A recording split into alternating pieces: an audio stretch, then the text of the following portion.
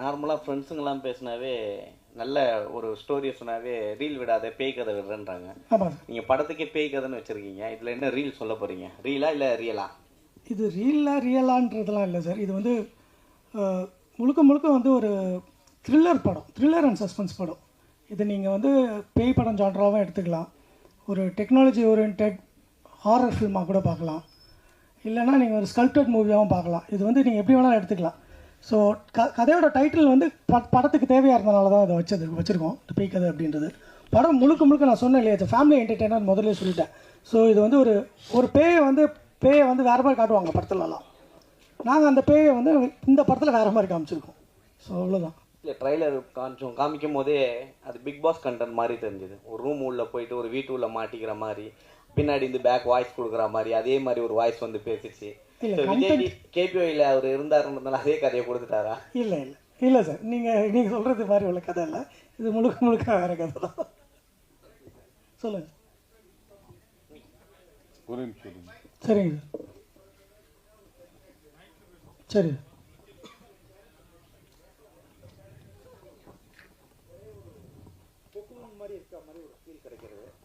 Okay. அதாவது வந்து இதில் வந்து படத்தில் வந்து நாங்கள் முதல்ல ஸ்கிரிப்ட் பண்ணும்போதே ஆரம்பிக்கும் போதே வந்து ஒரு பேய் படம் அப்படின்ற ஒரு ஃபோக்கஸ்லேயே படத்தை நாங்கள் எழுதலை. ஸ்கிரிப்டிங் உட்காரும் போது டைலாக்ஸ்லாம் உட்காந்து நாங்கள் எழுதும் போதே வந்து இது ஒரு பேய் படம், பேயை வச்சுலாம் தான் பண்ண போகிறோம் அப்படின்ற மாதிரி ஒரு பாயிண்ட்டுக்கு நாங்கள் கதையை எழுதலை. ஹாரர் ஒரே ஒரு செக்மெண்ட் தான் ஹாரரா, இல்லைன்னா வந்து இந்த ஃபீல்காக கொடுத்துருக்கீங்களா? அது ஒரு ஃபீல்காக இதுதான் சார், உள்ள எலிமெண்ட் தான். இது வந்து படம் ஃபுல்லாகவே நீங்கள் வந்து ஸ்கோபிஃபைடாக எடுத்துக்கலாம். அதாவது எப்படின்னா, படம் ஃபோக்கஸ் வந்து உங்களுக்கு ஃபுல்லாகவே த்ரில்லிங்காக தான் இருக்கும். நீங்கள் பார்க்கும்போது படத்தோட ஸ்டார்டிங்லேருந்து எண்டு போர்ஷன் வரைக்குமே த்ரில்லிங்காக தான் இருக்கும். பட் அதுக்குள்ளே என்ன எலிமெண்ட் இருக்குன்றதை நீங்கள் படத்தில் பார்த்தீங்கன்னா தான் உங்களுக்கு தெரியும். சார், ஏதாவது காம்ப்ரமைஸ் பண்ண வேண்டியிருந்தா சில இதுக்கு எல்லா ஆடியன்ஸும் கேட்டர் பண்ண வேண்டியிருக்கு, எங்கேயாவது ஒரு பிட் லூப் ஹோல்ஸ் ஏதாவது செட்டரேட் பண்ண வேண்டியிருந்தா? சார் கண்டிப்பாக சார், ஏன்னா காம்ப்ரமைஸ் இருக்கும். அதாவது வந்து பட் ஆனால் அதை வந்து எப்படி நம்ம அந்த காம்ப்ரமைஸை எப்படி நம்ம ஃபுல்ஃபில் பண்ணுறோன்னு ஒன்று இருக்கு இல்லையா. எல்லா இதுலேயுமே காம்ப்ரமைஸ் இருக்கும். நீங்கள் எல்லா செக்மெண்ட்ஸில் போகும்போது நம்ம ஒன்று யோசிக்கும் போது அந்த இடத்துல ஒரு மைனர் காம்ப்ரமைஸ் இருக்கும்.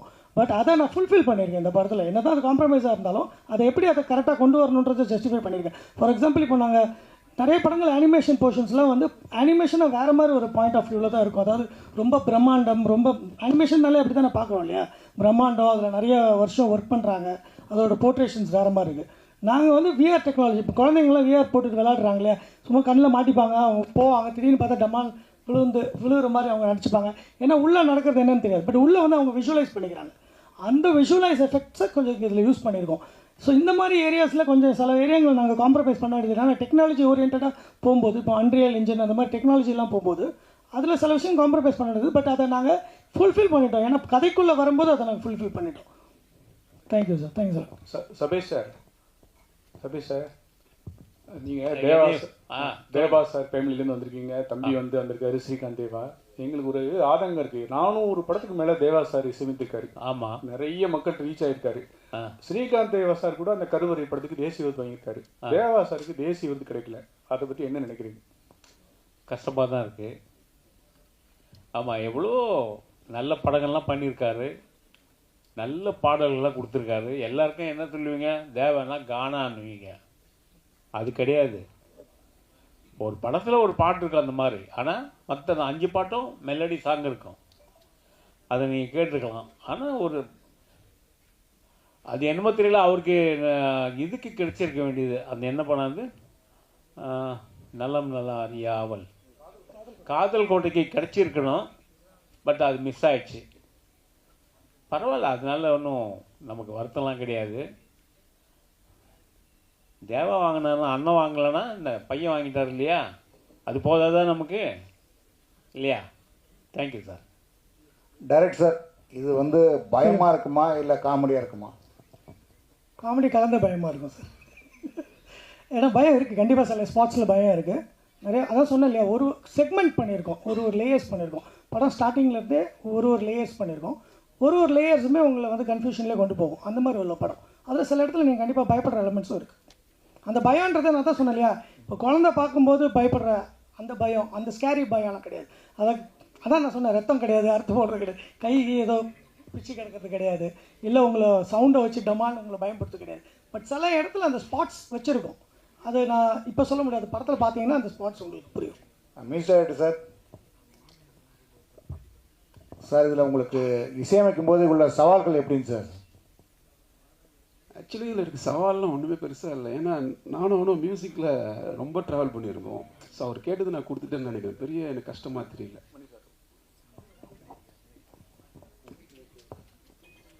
டேரக்டர் சார், ஒவ்வொரு முறை பேசும்போதும் 2-3 பேர் பேசும்போது இங்கே குடும்ப கதை அப்படின்னு சொல்லிட்டு சொன்னீங்க. பட் பேய் கதைன்னு எதுக்கு டைட்டில் வச்சிங்க? அப்போ குடும்ப கதை வேறு எதனா டைட்டில் வச்சுருந்தீங்களா? பேய் கதைன்னு 2வது டைட்டில் எப்படி சார்? இல்லை சார், இப்போ நீங்கள் ஒரு பேய்ன்ற ஒரு ஜான்ரில் ஒரு படம் பண்ணும்போது இந்த டைட்டில் கரெக்டான கதை தானே. இது வந்து ஃபேமிலிக்காகன்றதுக்காக உள்ள பேய் கதைன்னு வைக்கல, அந்த மாதிரி ஒரு பாயிண்டில் எதுவுமே வைக்கல, அது அப்படி யோசிக்கல. இந்த பேய் ஜான்ரு தான், இது வந்து பேய் ஜான்ரு இருக்குது இந்த படத்தில். அப்படி ஒரு ஜான்ரு இருக்கும்போது நான் இந்த டைட்டில் எனக்கு அது ஆப்டாக இருக்கும் அப்படின்றது தான் முதல்ல எனக்கு தோணுச்சு. இந்த கதையை குடும்பத்தோடு வந்து பார்க்கலான்றதுனால அது குடும்பம் இருக்காரு. ஆமாம் சார். இல்லை பேய் கதையும் குடும்பத்தோடு பார்க்கலாமே. பேய் கதை குடும்பம் ஏன் சார்? இப்போ காஞ்சனா வந்துருந்தது, எத்தனையோ படங்கள் வந்திருக்கு. ஃபேமிலி ஆடியன்ஸ் தான் அதிகமாக போய் படம் பார்க்குறாங்க. கரெக்டுங்களா? முனி இதெல்லாம் அந்த சீசன் அந்த ஃபுல்லாகவே இப்போ டிடி ரிட்டர்ன்ஸ் வந்தது, அதுவும் போய் ஃபேமிலியாக தான் உட்காந்து படம் பார்க்குறாங்க இல்லையா? பேய் படங்கள் எல்லாரும் பார்க்குற ஒரு செக்மெண்ட் தான்.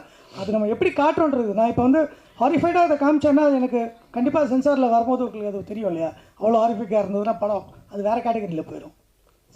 சபேஷ் சார், சார் இப்போ வந்து மியூசிக் டைரக்டர் பூரா எல்லோரும் மொத்தமாக குத்தகை எடுத்துடுறாங்க. எடுத்துகிட்டு 15 கோடி 20 கோடின்னு ஸ்டார்ட் பண்ணிட்டு இன்ஸ்ட்ருமெண்ட் ஆளுங்களுக்கு வேலையே கொடுக்கறதில்ல. உங்கள் யூனியன் அதுக்காக என்ன செஞ்சுக்கிட்டு இருக்கு சார்? நான் வந்து யூனியனில் பிரசிடெண்ட்டாக இருக்கேன். அதனால தான் கேட்குறேன் சார். செக்ரட்டரி முரளி. ஆமாம் சார். எவ்வளவோ நாங்கள் சொல்லி தான் பார்க்குறோம். ஒரு 50% தொழிலாளர் ரொம்ப கஷ்டப்பட்டுக்கிட்டு இருக்காங்க சார். அது வந்து ஏன்னா பார்த்தீங்கன்னா இப்போது இருக்கிறவங்கெல்லாம் வந்து உதவித்தொகை கேட்டு வராங்க. அவங்க சப்ஸ்கிரைபே பண்ண முடியாது. எப்படி சார்? ஒர்க்கிங் பேமெண்ட்டே கட்டுறது இல்லை யாரும் மியூசிஷியன்ஸ். அதாவது இப்போ வர்ற மியூசிஷியனுக்கு ஒரு யூனியன் இருக்கிறதே தெரியறதில்லை. அதனால அவங்க பெரிய மியூசிக் டைரக்டர் நீங்கள் போய் சொல்லணும் 50% நீங்கள் சார் சொல்ல தான் சார் முடியும். இது அவங்க சில விஷயங்கள் சில அடாப்டேஷன் பண்ணிக்கணும். ஆமாம். சித்ராமணி சார் 40 வருஷமா இருக்கீங்க. நேற்று பிறந்தநாள் கொண்டாடினீங்க. ஃபிலிம் ரோலில் படம் எடுத்து நீங்கள் டிஜிட்டல் வரைக்கும் வந்துட்டீங்க. நம்ம ஏன் ஃபிலிம் கம்பெனி ஊட்டியில் மூடினாங்க நம்ம கேட்க முடியாது. அது மாதிரி வாசுதேவன் சார் சொன்னார் காம்ப்ரமைஸ் இருக்கான்னு கேட்டார். கண்டிப்பாக காம்ப்ரமைஸ் இருக்குது. பட்ஜெட் வைஸ் இருக்குது. இல்லை பொதுவாக ஒருத்தனை சாவடிக்கிறது தான் மேட்ரு. மிஷின் கன் வச்சு ஒரு 60 புல்லட் வச்சு அடிக்கிறதோட ஒரு துப்பாக்கியில் எடுத்து டப்புன்னு சுட்டுறது இருக்குது. அது மாதிரி காம்ப்ரமைஸ்களும் இந்த படத்தில் இருக்குது. ஆனால் கதையும் கதாபாத்திரங்களும் சிதைக்காத அளவுக்கு அருமையாக வந்திருக்கிறது. அனைவரும் வந்திருந்து படத்தை வாழ்த்துமாறு கேட்டுக்கொள்கிறோம். இதில் இன்னொன்று, எல்லாருமே ஆர்டிஸ்ட் நடிகர் எல்லாரும் உட்கார வச்சுருக்கீங்க. Technician, DOP, editor, stunt master எல்லாம் உழைச்சாங்க பயங்கரமாக கடுமையாக ஆகும். ஏன் அவங்கள மேலே இது வரைக்கும் நான் அந்த மாதிரி டிஓபிங்களை கீழே உட்கார வச்சு பார்த்ததில்ல. எடிட்டர் மேலே கூப்பிட்டு இல்லை சார், ஆக்சுவலாக மேலே தான் ஃபஸ்ட்டு கூப்பிட்டு ஃபோட்டோ எடுத்தோம். குரூப் ஃபோட்டோ எடுத்தோம். இப்போ எல்லாரும் பேசணும். எல்லாருமே பேசினாங்க. கேள்வி கேட்கணும்னா சொல்லுங்கள், நாங்கள் கொடுக்குறேன். கேள்வி கேட்கலாம் நீங்கள். அவர் வேளாண் தான் சொல்கிறாங்க. ஓகே, அனைவருக்கும் நன்றி, வணக்கம்.